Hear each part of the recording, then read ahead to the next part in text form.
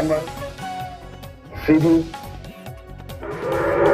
शरीर पूरी तरह सावधान, मन शांत, आंखें आधी खुली आधी बंद, सामने नीला आकाश। रहना, ईश्वर की याद में रहना, गॉड की याद में रहना, किसी को भी, क्योंकि उसके नाम 100 रख लिए हैं, लेकिन वो देख नहीं सकती है और वो शक्ति है।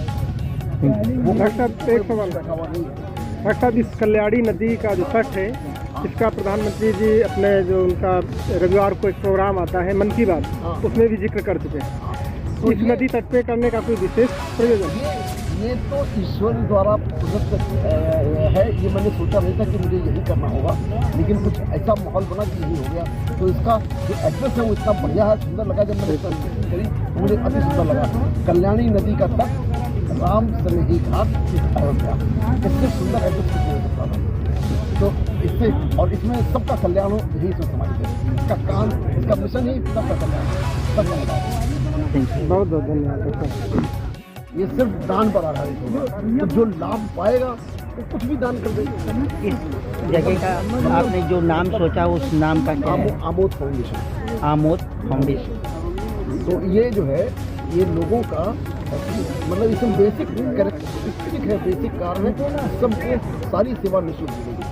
आज यहाँ पर जो आज से शुरुआत हुआ है, जब ये समय लगेगा? अभी तो आज यहाँ पर एक शिविर लगा के एक चैतन्यता प्रदान की है। बाकी अभी बने गए हैं पूरा, जैसे हिंदी स्कूल बना हुआ है उसी तरीके से बहुत बड़ा बनेगा।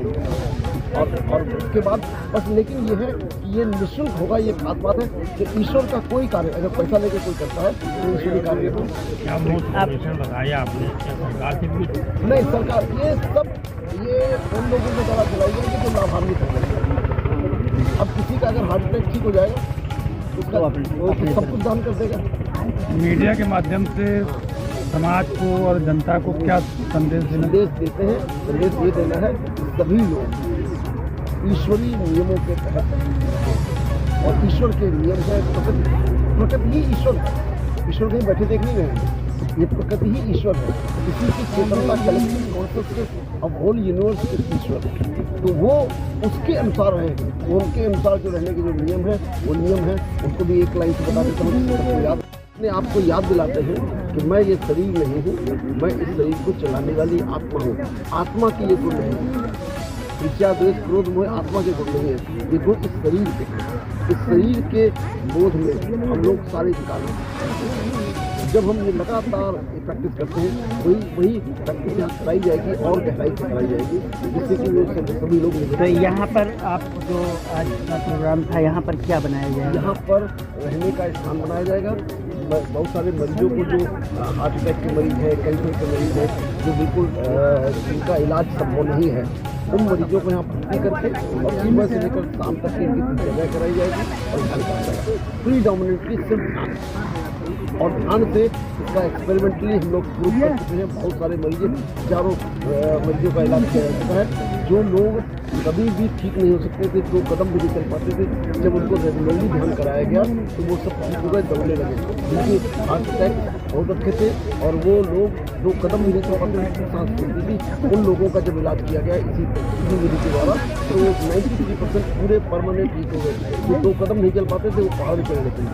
तो जैसे इसके कुछ ऐसे चार्जेस भी होंगे या आश्रम की तरफ से? बताना चाहता हूँ, तो यहाँ पर उसके रहने की व्यवस्था की जाएगी। इसके साथ वृद्धाश्रम भी बनाएंगे, जो बुजुर्ग लोग हैं जिनको रहने की।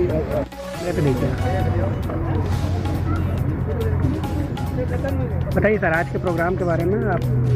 मैं doctor Amod Prashant, chairman Hindi institute of medical science, और हम लोगों ने यहाँ पर एक आमोद फाउंडेशन संस्था बनाई है, चैरिटी ऑर्गेनाइजेशन।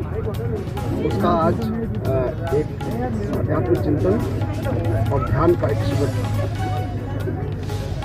इसकी स्थापना इसलिए की गई है कि जिसके द्वारा लोगों को जीने की कला सिखाई जा सके। और जो लोग यहाँ पर देखा जा रहा है कि लगातार लोग बीमार होते जा रहे हैं, एक नई बीमारियाँ रोज पैदा हो रही हैं, लेकिन वो बीमारियाँ कभी भी ठीक नहीं होती हैं। जब हम इलाज करते हैं, इलाज का तो अल्टीमेट हमारे पास उपलब्ध है, सभी कुछ उपलब्ध है। ऐसी कोई बीमारी नहीं है जिसकी मशीनें हमारे